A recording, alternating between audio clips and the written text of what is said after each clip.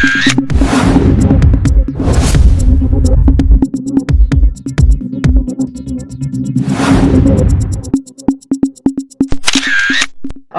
আলাইকুম। আপনারা ভালো আছেন নি? প্রিয় ভাই বোনেরা, এই যে আপনারা এখানে আজকে লক্ষ লক্ষ মানুষ আজ এখানে সমবেত হয়েছেন, এই লক্ষ লক্ষ মানুষ সমবেত হওয়ার এই পরিস্থিতি তৈরি করার জন্য হাজারো মানুষ প্রাণ বিসর্জন দিয়েছে গত 15 বছর।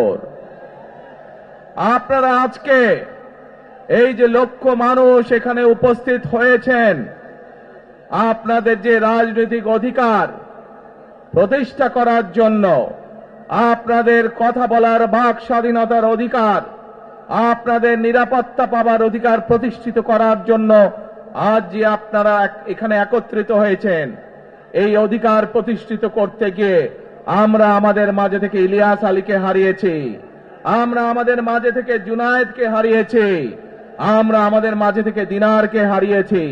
সারা বাংলাদেশে গত 15 বছর 16 বছরে যারা এই দেশ থেকে পালিয়ে গিয়েছে 1 বছর আগে, তারা যখন এই দেশের মানুষের টুটি চেপে ধরেছিল, তারা এই দেশের মানুষের বাক স্বাধীনতা কেড়ে নিয়েছিল, তারা এই দেশের মানুষের ভোটের অধিকার কেড়ে নিয়েছিল, তারা শুধু ভোটের অধিকার কেড়ে নিয়েই সন্তুষ্ট থাকেনি, তারা শুধু সাধারণ মানুষের কথা বলার অধিকার কেড়ে নেই সন্তুষ্ট থাকে নাই, তারা ইলিয়াস আলী, জুনায়েদ, দিদারের মতন শত হাজারো মানুষকে তারা হত্যা করেছিল সেদিন।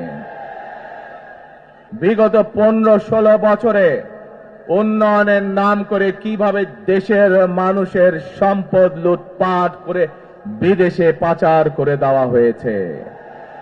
আজকে এই যে ঢাকা থেকে সিলেট বা সিলেট থেকে ঢাকার যে মহাসড়ক, 2005 সালে আমি এসেছিলাম, সুনামগঞ্জে বন্যা হয়েছিল, আমার আসতে লেগেছিল 4.5 ঘন্টার মতন, কিন্তু